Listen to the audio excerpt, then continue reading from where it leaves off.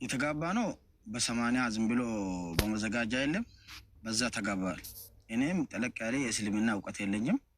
እሷ ምንም የምታውቀው ነገር የለም። ተጋብተን በህጋዊ ተጋብተን አብሬ እየኖረን ሚስቴ ጸነሰች ማለት ነው። አረገዘች።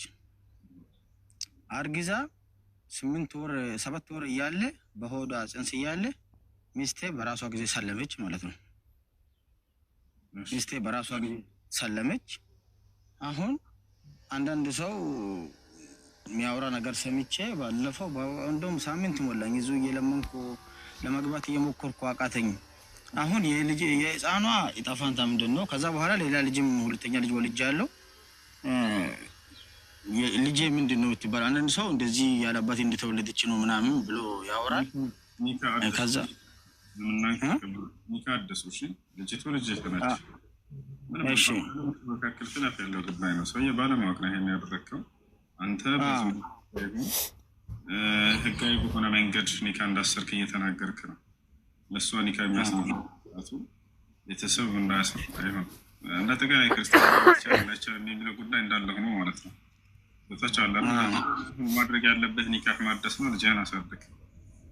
ያው ምን አደረኩ መሰለህ? ልክ እሷ በ7 ወር እርጉዝ እያለች እንደሰለመች የለም እንደውም ኒካ እዛ ወስጄ ቃዲጋ ወስጄ ኒካ እሷ ኒካ በህጋዊ አረኳት ማለት ነው። የዛኔ እንደሰለመች ኒካ አድርጌያለሁ። ይሄ ግንዛቤ ሁሉ ሳይኖረኝ በእርግዝና ላይ እያለች ነው ኒካ ያሰርከው የደገምከው።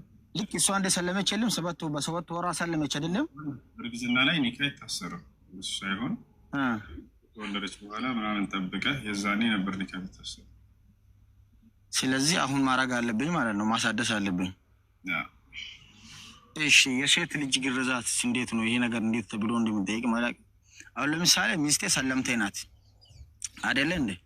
አሁን አንዳንድ ክርስቲያን እህቶቹ እንትን ላይ ባሉ ይችላሉ። አሁን እንዴት ነው ግርዛት በእስልምና የሴቶች? የወንድ ልጅ ነው ግዴታ መገረዝ ያለበት። ነብያችን ሰለም 5 من الفطره ومنه الختان 5 ነገራቶች ከተፈጥሮ ግዴታዎች ናቸው። ከነዚያ መካከል አንደኛው መገረዝ ብሎ ተናገሩ። እሺ እና መገረዝ ግዴታ ነው። አምላክ አላህ ሱብሓነሁ ወተዓላ ለኢብራሂም አለይሂ ሰላም የያዘበት ቃል ኪዳንም ነው እርሱና የእርሱ ዘሮች እንዲገረዙ። ወኢዝ ኢብተላ ኢብራሂም ረበሁ ቢከሊማቲን ፈአተመሁን ቃሉን ፈጸመ ኢብራሂም እያለ ይነግረናል።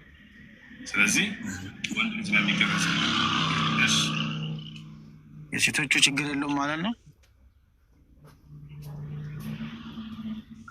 እሱ ሰላም አለይኩም ችግር የለውም ወንድም። ወአለይኩም ሰላም ወራህመቱላሂ ወበረካቱ።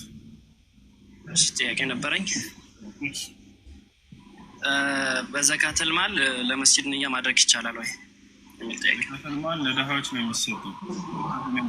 ይህም ፈተረዱ ኢላ ፉቀራኢሂም አሉ ነብዩ ሰለላሁ ዐለይሂ ወሰለም። በሙስሊም ሀብታሞች ተወስዶ ለሙስሊም ድሃዎች የሚሰጥ ነው።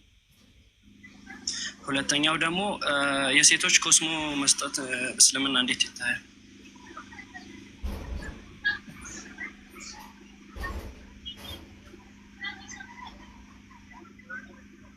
ዳንጀር ጥያቄ ጨርሰሃል? ጨርሻለሁ። አመሰግናለሁ። ጥያቄ ካለህ መጠየቅ ትችላለህ። ሌላ ደስ ያላል። አመሰግናለሁ። እሱ በጣም አመሰግናለሁ። ጠይቀው እንዳልከኝ ጠይቀው። ሰላም አለይኩም። ወአለይኩም ሰላም። እኔ ጥያቄ ሁሴና ትናንትና ገብቼ ጀምሬ ነበርና ያወጣሃል በሀይድ ዙሪያ ላይ ነበር የጠየኩህ። ምሳሌ አንድ ሴት ልጅ ሀይድ ላይ ሆና ከዛ ዛሬ ጸድቻለሁ በቃ ያኔ 5ኛ ቀኔ ላይ ማለት ነው 5ኛ ቀኔ ላይ ሀይድ የለኝም ግን ለነገ ለ6ኛ ቀኔ ላይ እጾማለሁ ብዬ ማታ ነግቼ አድሬ ጧት መታጠብ እንዴት ይታያል? እሺ ከአዛን በፊት ከሱብሒ አዛን በፊት ከሀይድ መጽዳቷን ካረጋገጠች የዛኔ ጾሟን ተነይታለች። ጾሟን ተነይታለች ትይዛለች። ከዚያ ከወጣች በኋላ ሻወር ለሱብሒ ሶላት ተነስታ ሻወር መውሰድ አለባት። ከዚያ ትሰግዳለች። ያዘው ከሶላቱ ጋር እንጂ ከጾሙ ጋር አይደለም። ከሀይዷ እስከነጻች ድረስ እዚያ ስሁር በልታ ንያ አድርጋ መጾም ትችላለች። ሀይድ ላይ ትጥበቱ ባይሆን ቀስ ብሎ ታዘገየውም ችግር የለም። ትጥበቱ የሚያስፈልገው ጾሙ ጋር ሳይሆን ከሶላቱ ጋር ባለ ነው። ሶላትን የግዴታ ታጥባ መስገድ ስላለባት ለሶላቱ የዛኔ ከሱብሒ በፊት ተነስታ መታጠብ አለባት። እሺ ሁለተኛ ያኔ አሁን ሀይድ ላይ ስንሆን 7 ቀን ድረስ ከ7 ቀን በኋላ ካለፈ የበሽታ ደም ነው መስገድ ይቻላል ይባላል። ግን ምሳሌ አሁን 5ኛ ቀናችን ላይ እንደነገርኩ 5 ቀን ላይ ወይም 3ኛ ቀን ላይ እዛ ድረስ ትክክለኛ ደም እየፈሰሰ ከዛ በኋላ ደግሞ 5ኛው ቀን ላይ ደም የለም፣ ግን ለአጋጣሚ የሆነ ጥቁር ደም ነገር ቢፈስ መፍሰስ ሳይሆን ዝም ብሎ ትንሽ ነገር ቢታይ የዛን ሰዓት የወር አበባ ከሆነ